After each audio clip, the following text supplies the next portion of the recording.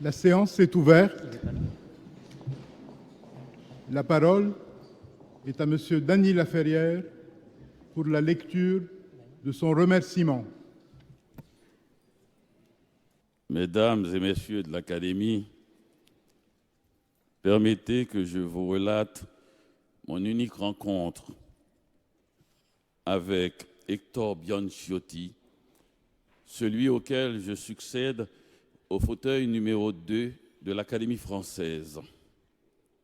D'abord, une longue digression, il y en aura d'autres durant ce discours en forme de récit, mais ne vous inquiétez pas, de cette vieille ruse de conteur, on se retrouvera à chaque clairière. C'est l'EGBA qui m'a permis de retracer Hector Bianciotti, disparu sous nos yeux ahuris durant l'été 2012. L'EGBA, ce dieu du panthéon vaudou dont on voit la silhouette dans la plupart de mes romans. Sur l'épée que je porte aujourd'hui, il est présent par son vévé, un dessin qui lui est associé. Ce Legba permet à un mortel de passer du monde visible au monde invisible, puis de revenir au monde visible. C'est donc le Dieu des écrivains.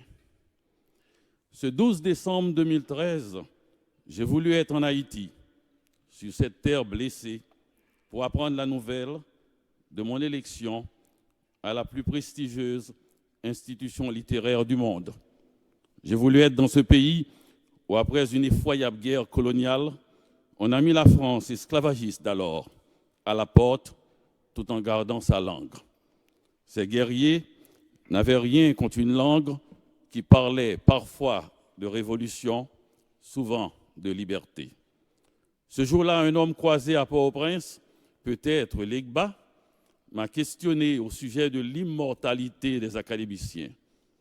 Il semblait déçu de m'entendre dire que c'est la langue qui traverse le temps et non l'individu qui la parle, mais que cette langue ne perdurera que si elle est parlée par un assez grand nombre de gens. Il est parti en murmurant « Ah, toujours des mots ». C'est qu'en Haïti, on croit savoir des choses à propos de la mort que d'autres peuples ignorent. La mort est là-bas plus mystique que mystérieuse. Ici, on se souvient d'Hector Bianciotti comme d'un homme généreux, élégant et cultivé, trois qualificatifs qui reviennent dès qu'on apprend quelque part que j'entre à l'Académie française. Au fauteuil de qui? Hector Bianciotti. Ah, me répond-on, vous êtes chanceux. Ça va être facile d'en dire du bien. C'est un bon écrivain et un homme courtois. J'entends ces commentaires louangeurs à Port-au-Prince, à Bruxelles, à Montréal et surtout à Paris.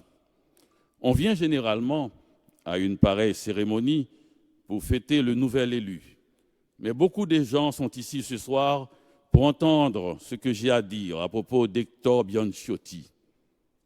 Passerai-je l'examen? Au lieu de comparaître devant vous, je vais plutôt voir l'écrivain français venu d'Argentine afin de comprendre cet étrange hasard qui nous a réunis sur ce fauteuil. Comme dans un roman de Proust qu'il ne nomme pas souvent, lui préférant Alberto Savigno, mais dont la grande ombre s'étend sur son œuvre, on remarque chez Bianciotti l'incessant exercice de mémoire où les détails s'accumulent et les analyses se bousculent jusqu'à couvrir parfois la musique intime qui relie les visages aux paysages.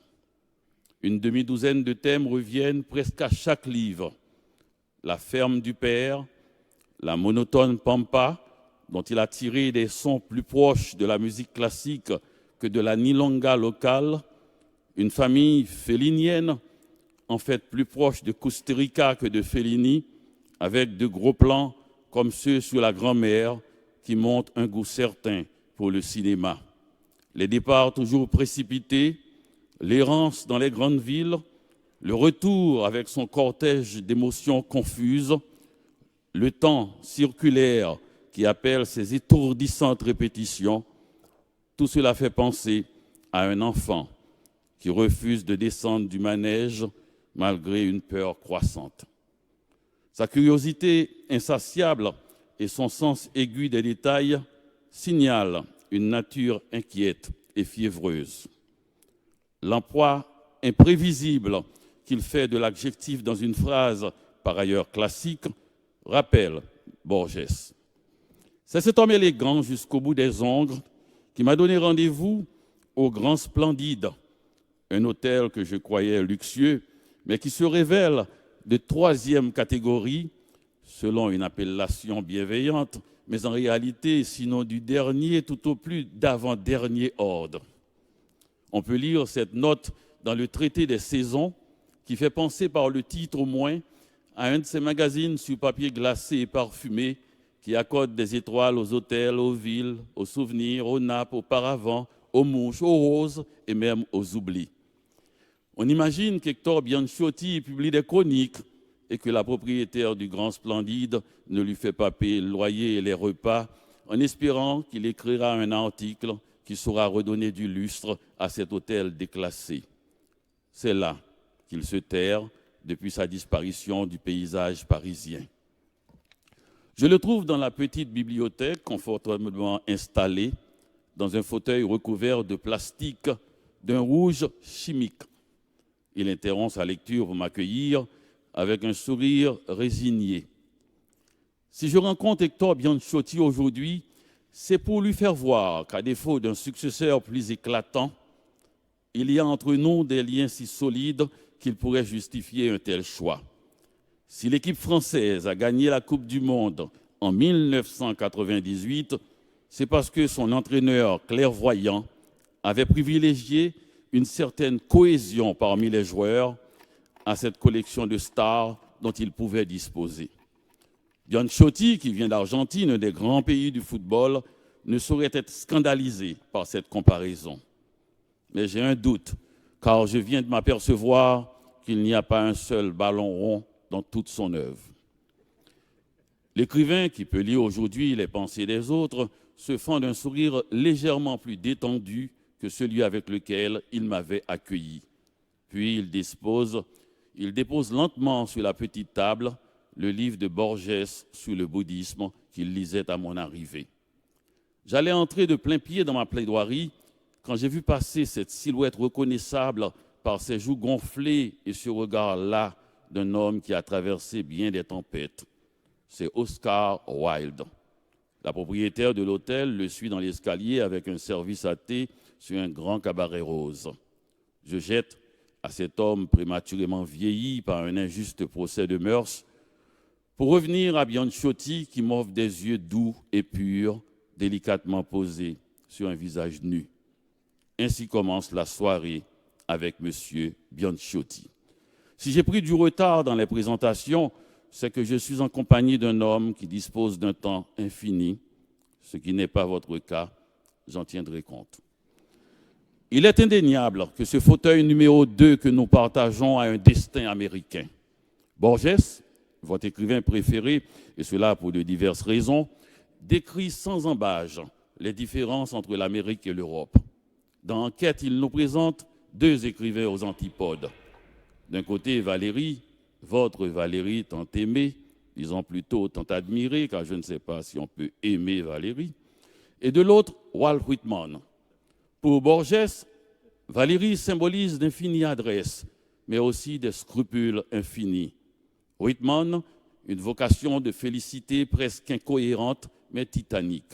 Valérie personnifie glorieusement les labyrinthes de l'esprit, Whitman, les interjections du corps.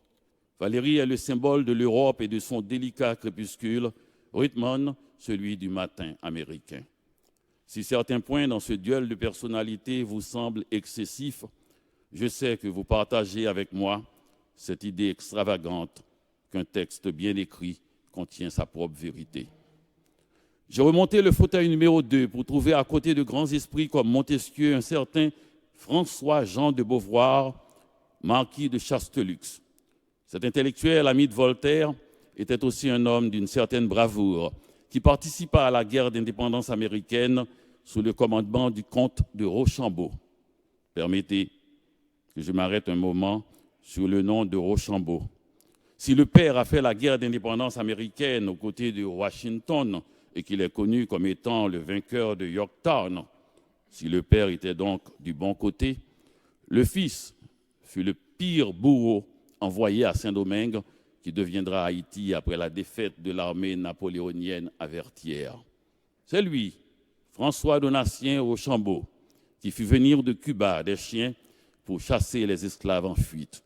Ah, cher Hector Bianchotti, la rencontre de l'Amérique et de l'Europe ne fut pas toujours aussi civilisée que le face-à-face de Valéry et de Ruthman imaginé par Borges.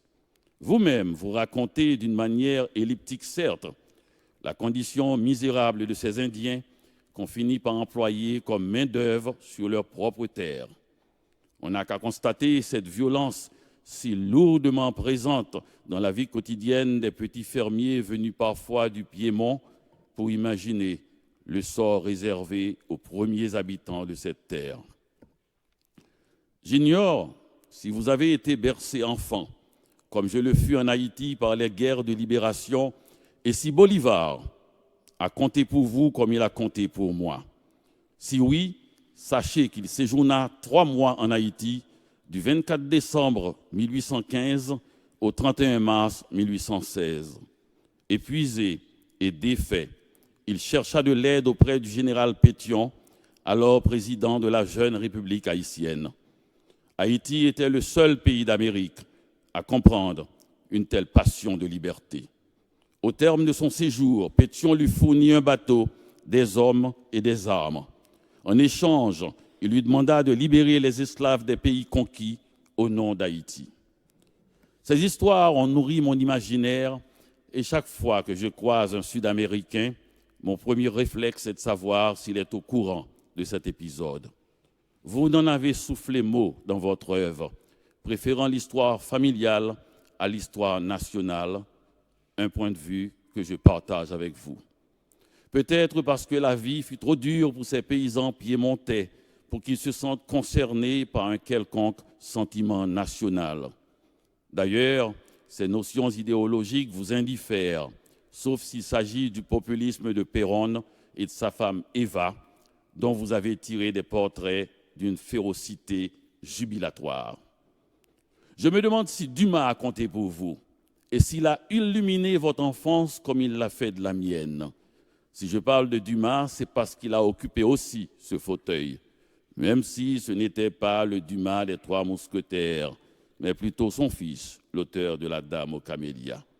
De toute manière, les Dumas ont de profondes racines en Haïti, puisque c'est une négresse, selon l'appellation de l'époque, qui a donné naissance au général Dumas, le grand-père de notre confrère Alexandre Dumas fils.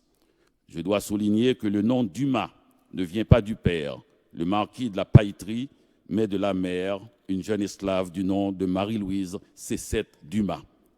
Ces Dumas ont le sang vif de ces mousquetaires qui osèrent affronter notre fondateur, le cardinal Richelieu. Enfant, j'étais du côté de D'Artagnan. Aujourd'hui, je me range derrière le cardinal. Le temps nous joue de ses tours. J'ajoute que Montesquieu, avec ses observations critiques et ironiques sur l'esclavage, pourrait se retrouver facilement dans un manuel d'histoire de l'Amérique, puisque l'esclavage est à la base de la prospérité de ce continent.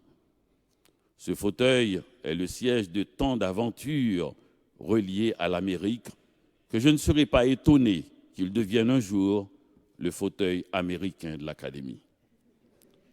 Ah, l'enfance, elle revient sans cesse, comme chez beaucoup d'écrivains, mais dans votre mémoire, elle prend une dimension épique.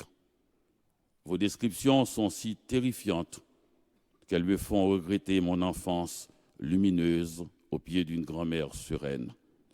Vous égrenez dans cette œuvre troublante une litanie de malheurs, une terre aride, un père taciturne et violent et une mère cherchant constamment un lieu où s'abriter de la colère de son mari. Elle n'avait qu'à tomber enceinte, car le père n'était sensible qu'à l'idée de l'augmentation de la main-d'œuvre. Dans ce carnaval incessant défilait le char allégorique de la grand-mère. À ce regard voilé, on sent que ce que cette femme a représenté pour vous, Hector Bianchotti. En premier lieu, la résistance à votre père qui lui vaut une dignité de reine à l'exil. Cette grand-mère, aussi innocente dans sa méchanceté qu'un insecte nuisible, vous a sauvé de l'ennui tout en vous offrant votre plus beau personnage. Ces nombreuses courses dans la pampa, parfois bourreuses, à la recherche de fermes plus hospitalières où ses autres fils pourraient l'héberger après une dramatique rupture avec votre père. Je me demande si ce personnage plus grand que nature n'était pas une affectueuse tentative de vous rapprocher de cette littérature sud-américaine à vos yeux trop colorés, car votre grand-mère pourrait se retrouver facilement dans les romans de Garcia Marquez. Vos autres personnages sont tenus non par les images, mais par ce style classique qui fait de vous un écrivain français. Et cela avant que vous ayez songé à écrire un roman en français. Il faut dire que différemment des autres pays sud-américains, l'Argentine s'est toujours mise dans le sillage d'une Europe sobre, à l'imagination bridée par l'érudition et l'analyse. Ah, cette enfance, vous en avez tant parlé, en ajoutant chaque fois de nouveaux détails. Vous avez décrit sous différents éclairages chaque chambre, chaque meuble, chaque visage. Les exilés font ça, pour que vers la fin, au moment où tout s'obscurcira, ils puissent retrouver le chemin du retour. Vous aviez tout de suite deviné, cher Hector Hippolyte, cher Hector Bianchotti, que ce monde brutal de la paysannerie, structuré par le travail et la violence, n'était pas le vôtre. Et vous n'aviez cesse de le quitter. En cela, vous ressemblez à tant de jeunes gens. La scène du départ, à part qu'elle soit émouvante, ne nous apprend rien de nouveau à propos des personnages.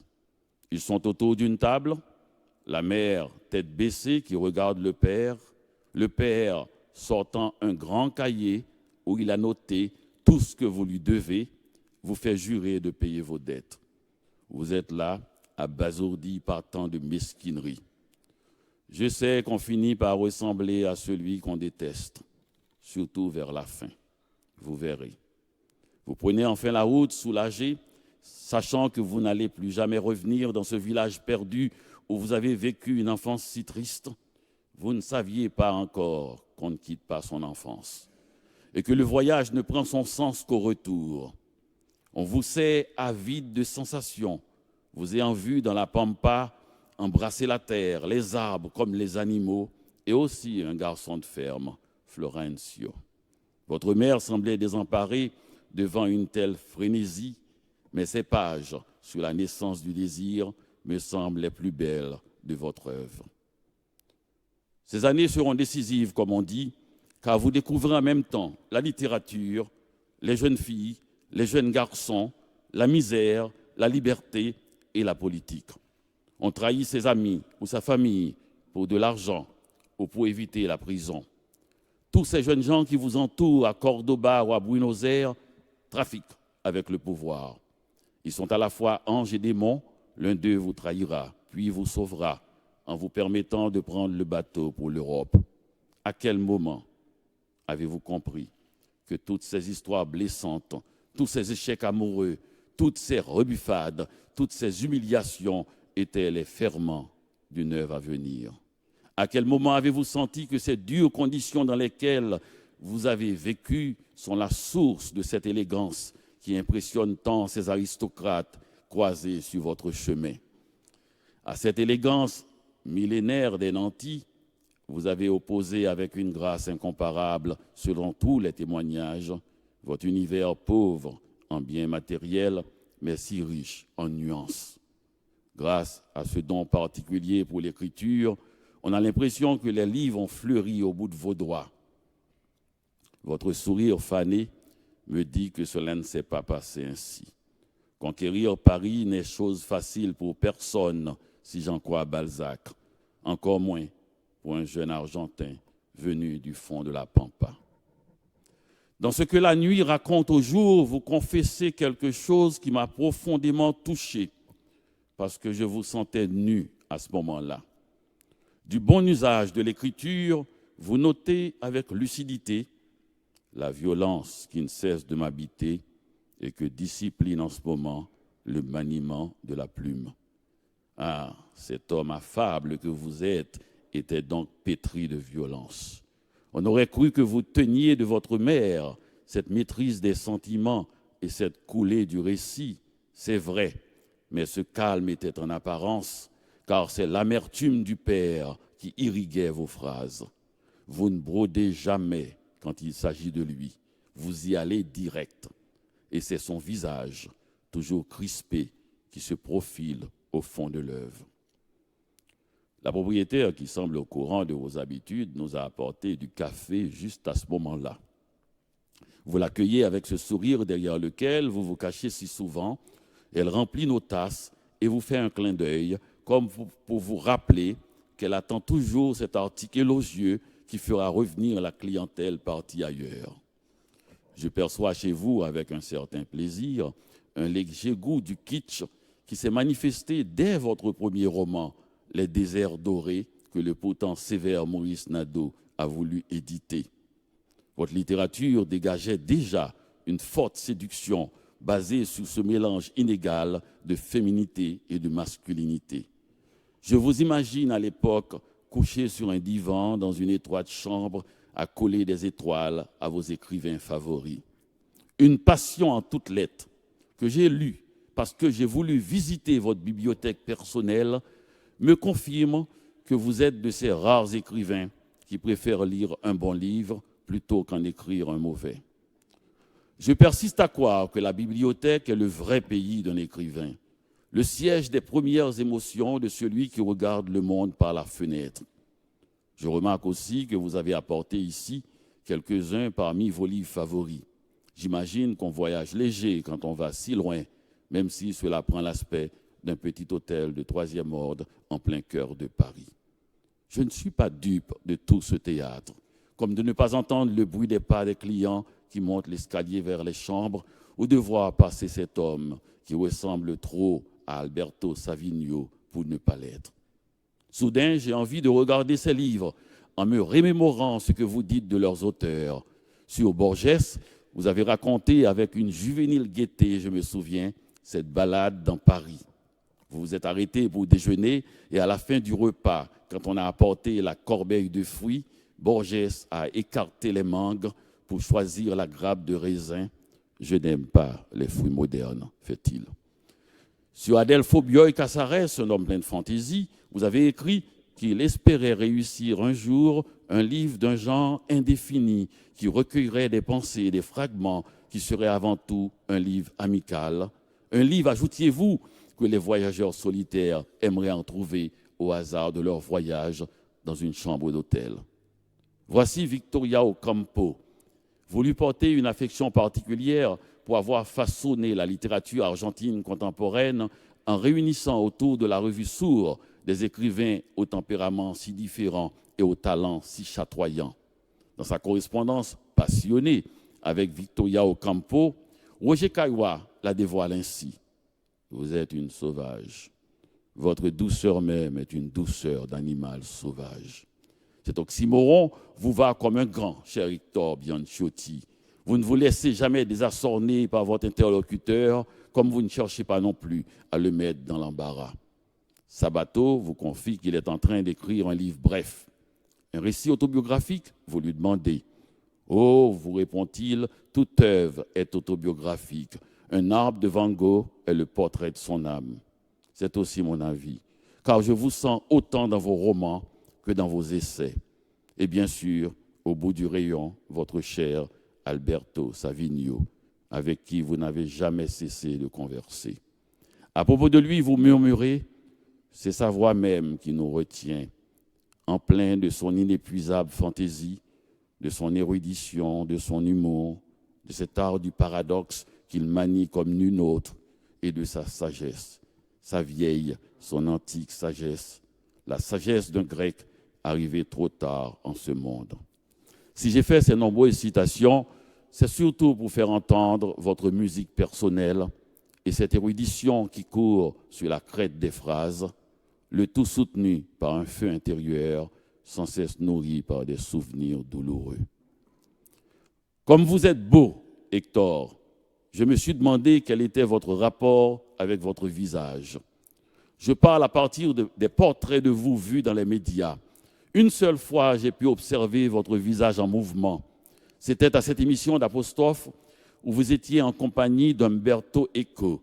Vous portiez un costume gris et une belle chemise bleue, bien coiffée.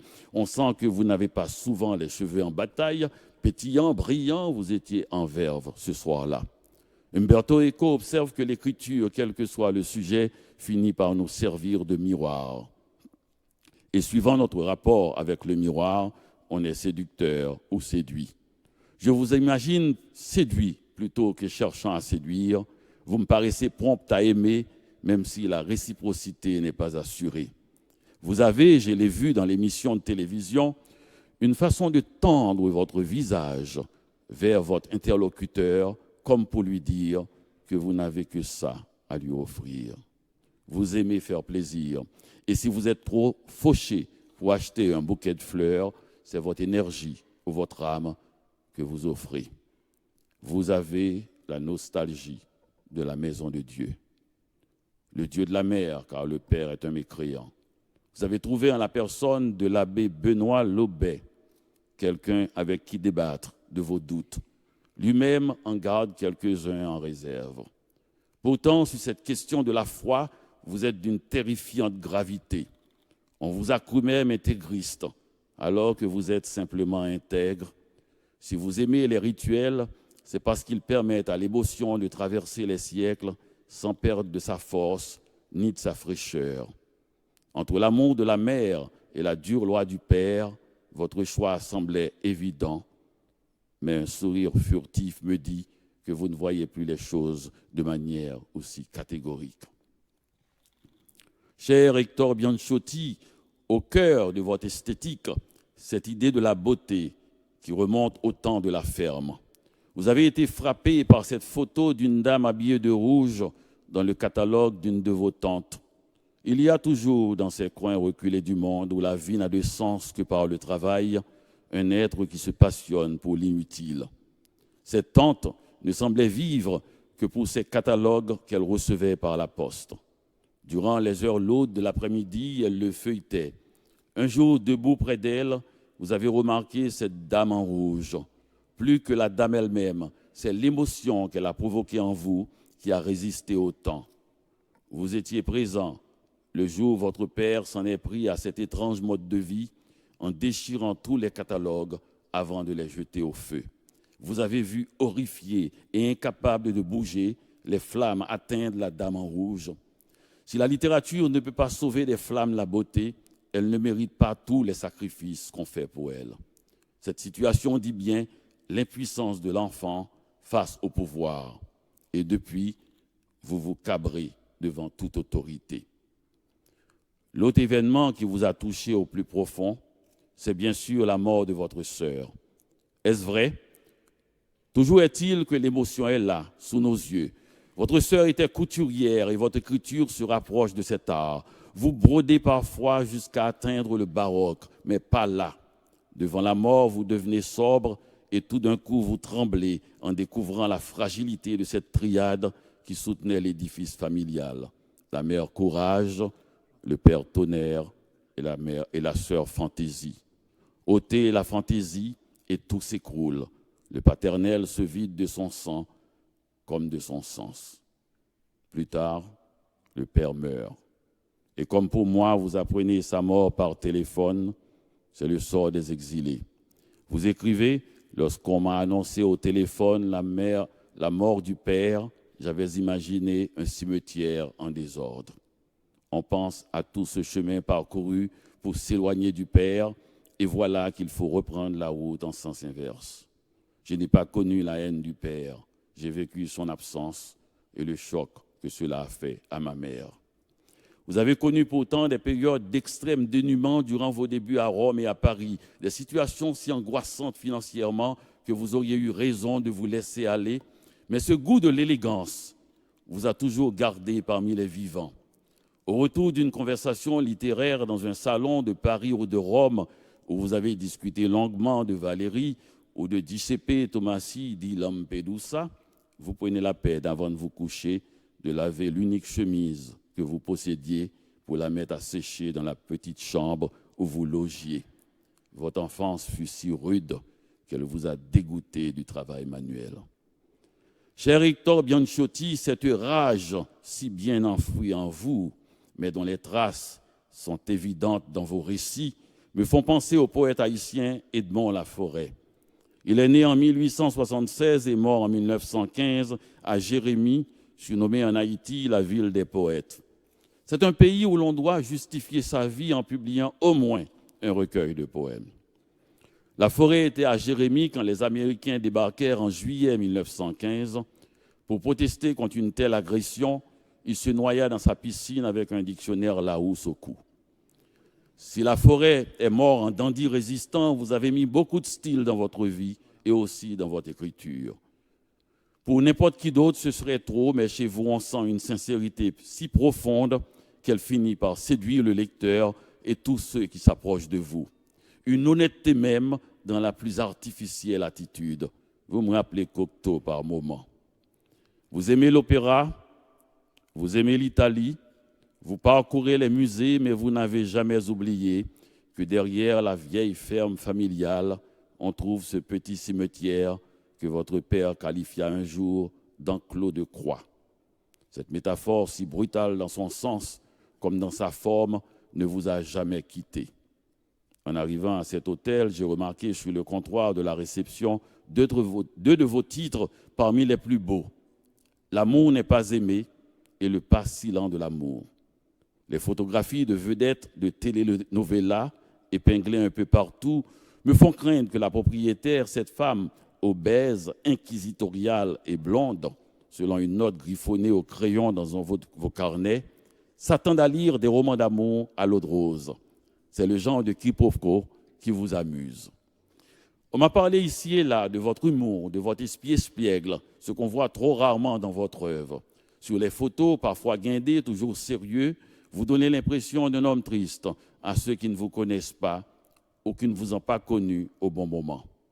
Dans un article retentissant de Claude Roy, où il vous qualifie d'élégant vagabond, il remarque aussi chez vous une fierté si grande qu'elle vous empêche de crier. Je cite, « Si vive est la douleur qui vous étreint ». Vous puisez votre énergie à deux sources différentes.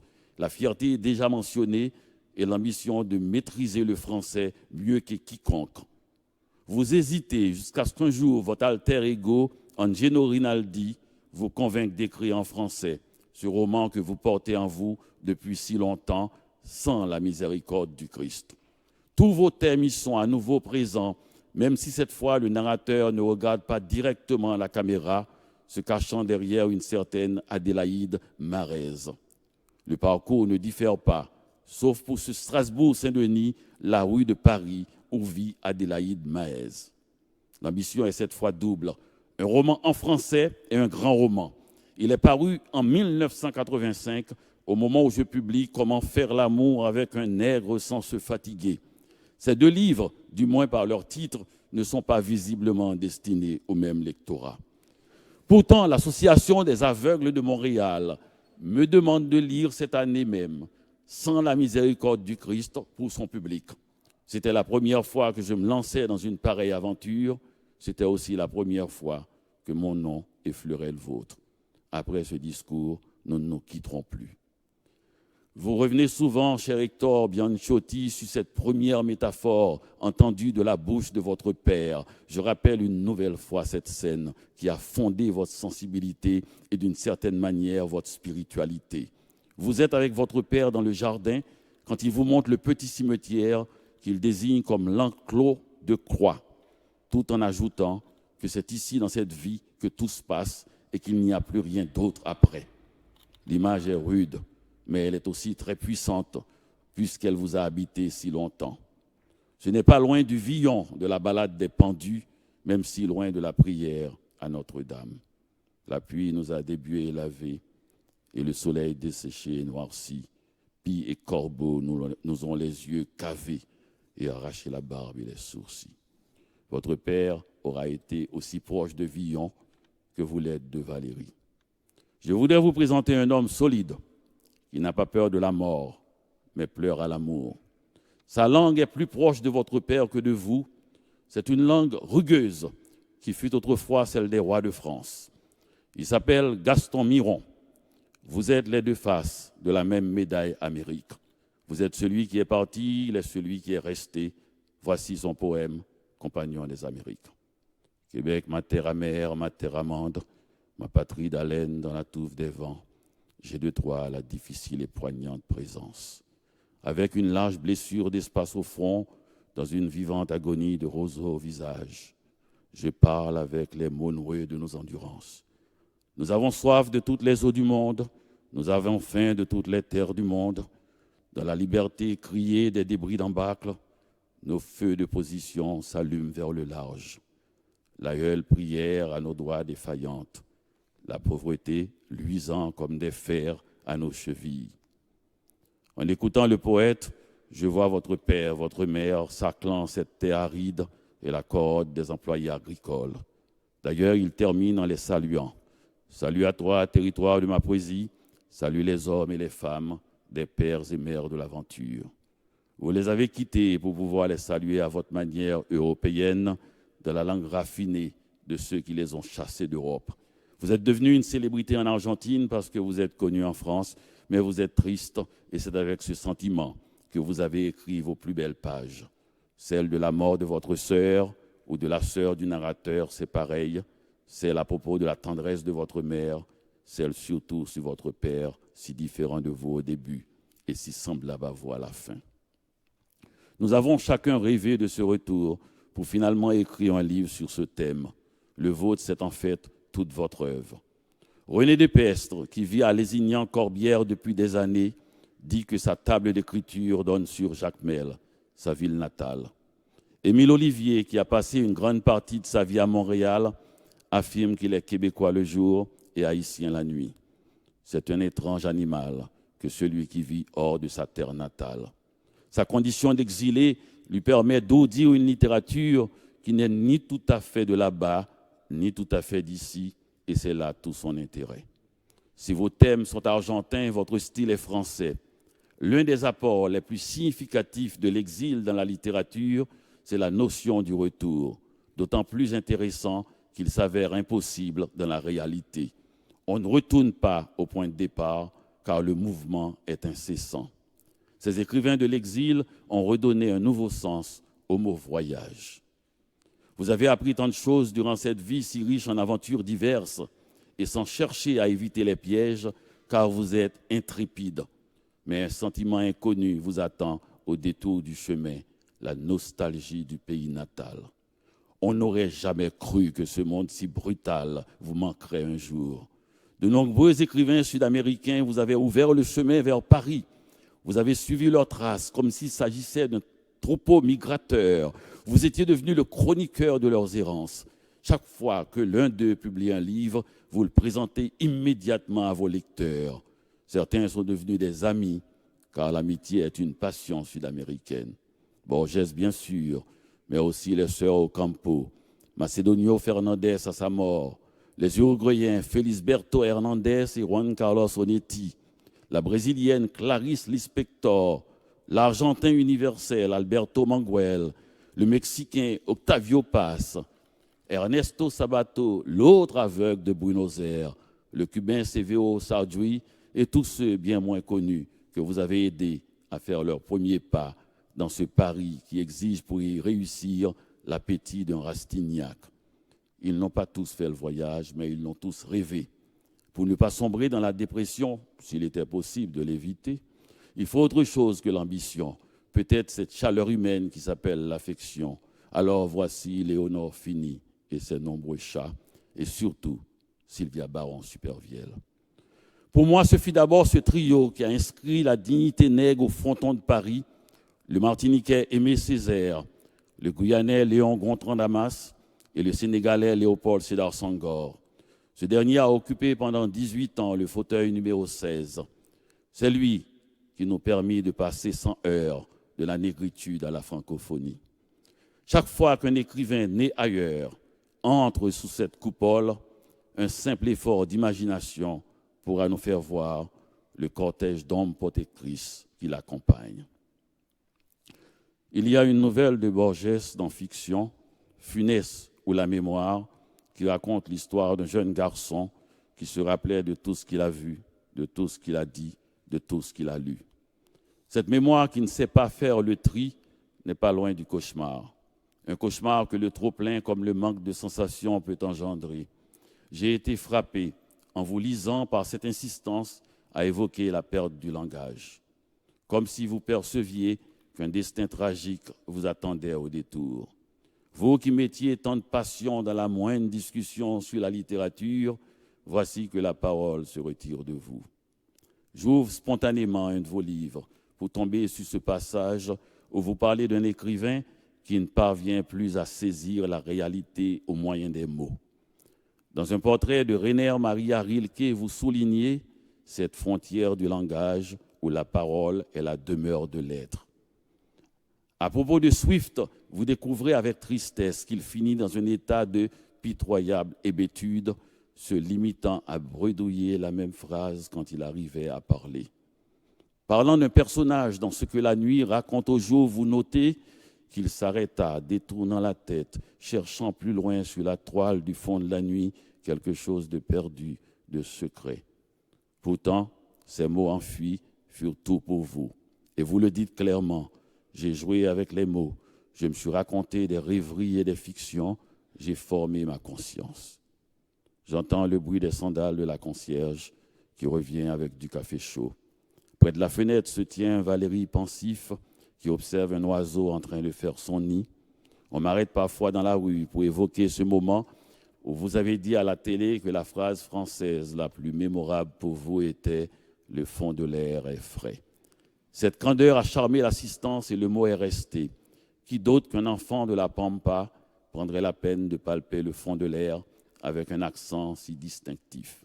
La Pampa.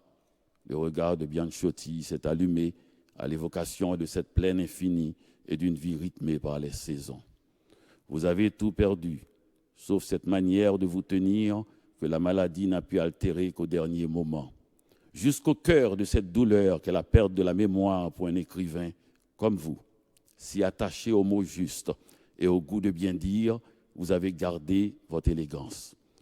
Quand les idées se sont effacées de votre mémoire, vous vous rappeliez les titres des livres et les noms des auteurs les plus aimés. Vous souvenez-vous aujourd'hui de ce jeune homme si indifférent à la faim et au sommeil qu'il passait ses nuits à discuter de poètes disparus. Puis le français tant aimé vous a quitté pour l'espagnol de votre enfance, la seule langue qui vous permet d'exprimer le silence. Comme vous ne trouvez plus d'intérêt à parler, je lirai à votre place ces mots qui disent votre état d'esprit du moment. Tout est en ordre. Maintenant, les silhouettes et les drames sont devenus transparents ou infiniment réduits et occupent inoffensifs la place qui leur revient dans l'enchevêtrement du temps.